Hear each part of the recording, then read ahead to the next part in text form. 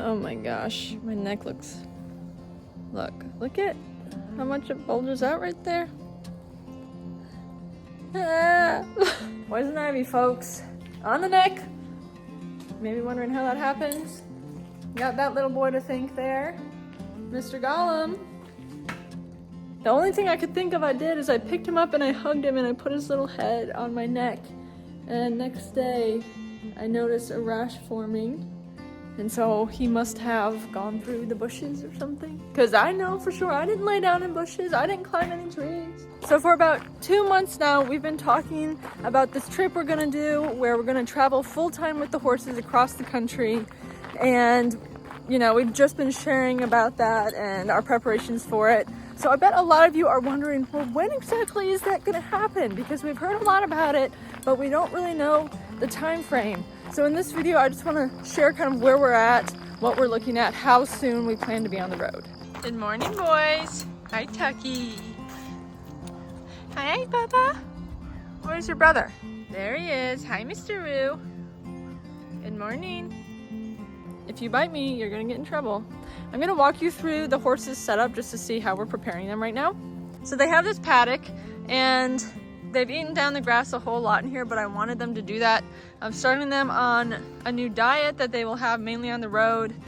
You know, putting alfalfa and some grain into their diet, and then also hay. And so I'm letting them kind of eat this down. And then out here, they used to have this big field out here to themselves, but we have put up an electric fence, and this is because at a lot of primitive campgrounds, they will be in an electric fence. So we just want to start getting them used to it. And so they have a little bit more grass out here. He has to walk with me. So this is their other little field that they can walk into and eat some grass. Yes, thank you for showing us, Roo. I don't think a 2-year-old horse can't not pester.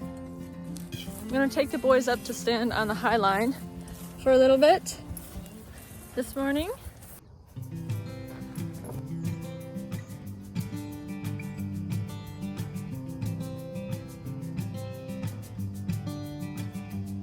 So Ruach still hasn't mastered the high line. He's still fidgety, pulling on it. And I do want them to be able to move on the line to where they can graze and move. Tucker does great with that. Ruach, on the other hand, he's just not there yet. He needs to learn how to stand tied and respect the pressure of the rope when he feels it. And so we gotta practice this some more. Because, yeah, look at him. He's like, oh, there's a rope there. Is he bored?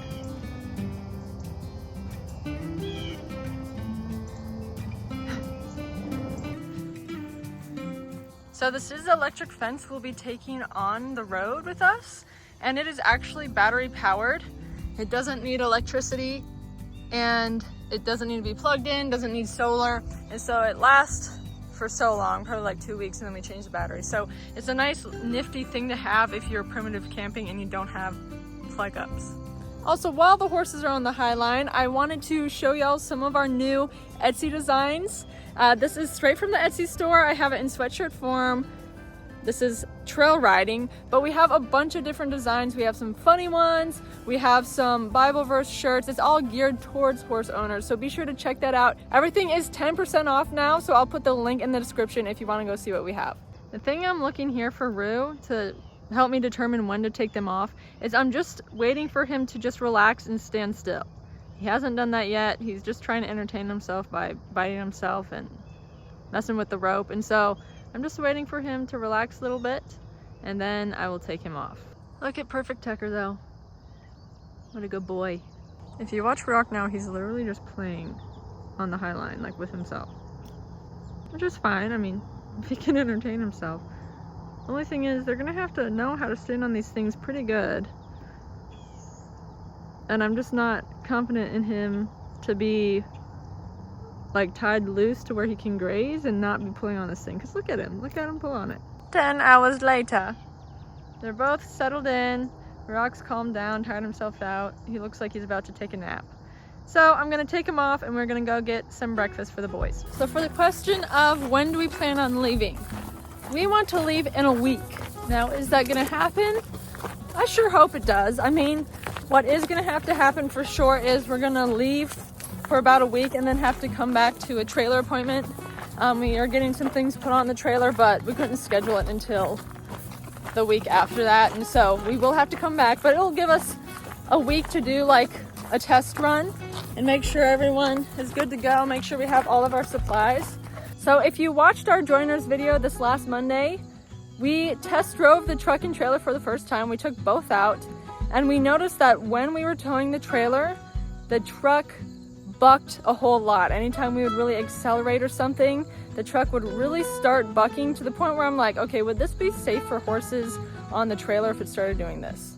And it will buck like as you're accelerating around 35 to 40 miles per hour, like going up a hill. That's when it usually does it. The only way I've found to stop it is by taking your foot off the accelerator or turning on cruise control, which seems weird. And this is a Ford F350 2019. So if anyone knows why it's doing that, comment down below, because we don't know. If you want to see the complete video, be sure to go check out our joiners. That's our YouTube membership.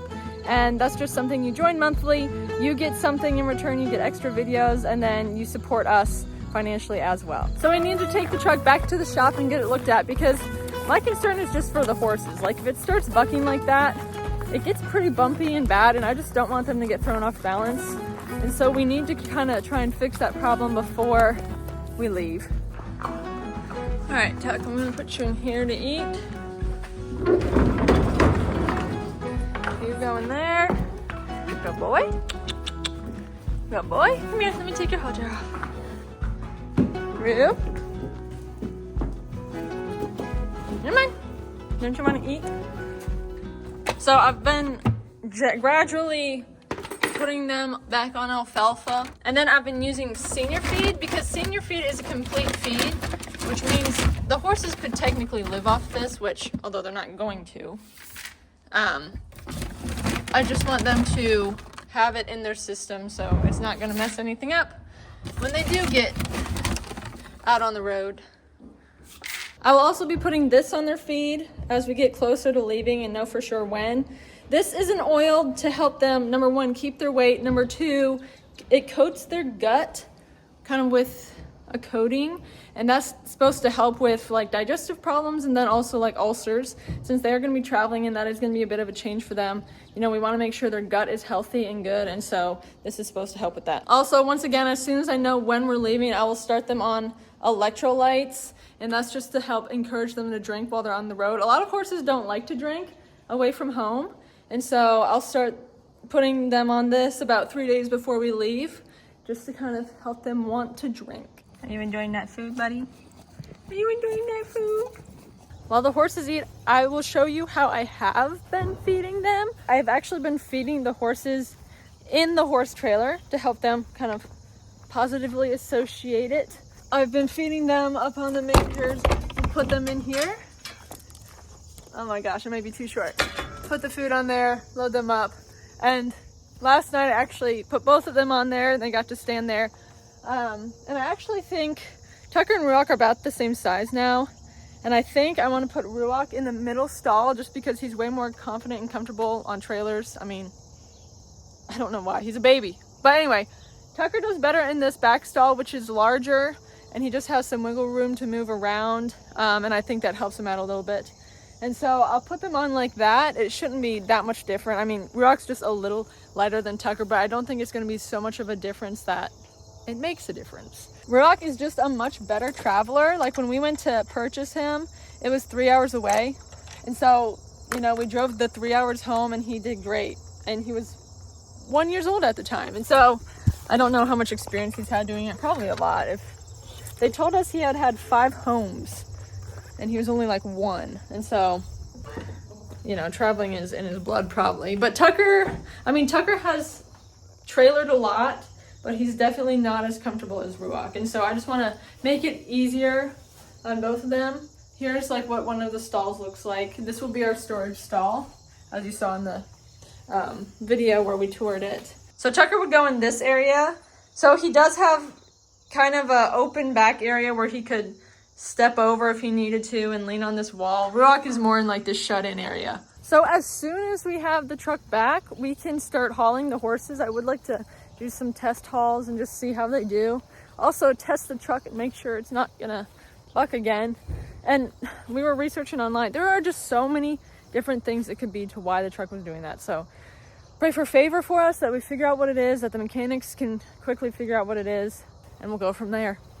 In terms of our riding abilities and ponying Ruach, I am pretty confident in them. Ruach has been doing really good, and we've been going out on the trails here. There's, like miles of trails here, so he's gotten good experience with that. And the good thing is, that is something that you can always work out on the way. Kind of these other logistical things aren't. We kind of have to have them ready for the high line and the electric fence and stuff, because that's a matter of containment, and if they aren't good with those things, then that's gonna pose a really big problem compared to riding and ponying. That's something you can always work on wherever you go. See you tonight. We're gonna do some more highlining. We're not quite exactly sure when our trip will start. We are hoping it's next week. It really comes down to the diagnosis on the truck. We're just in the problem solving stage where we'll solve one problem, then another will come up, and then another, and we just want to have all our ducks in a row before we actually get on the road, because this isn't something I'd want to be dealing with when we're on the road. I want to deal with it now and solve it now, so that being on the road could be more smooth sailing. If there is anything I've learned from this whole process, it's that everything can be solved with time. And so, we just need to do what we need to do to solve the problem, and that's how it usually goes. Remember to check out our Etsy store. Link is in the description. And thank you all so much for your support. And if you enjoyed this video, please be sure to give us a thumbs up and subscribe to our channel for more weekly horse videos.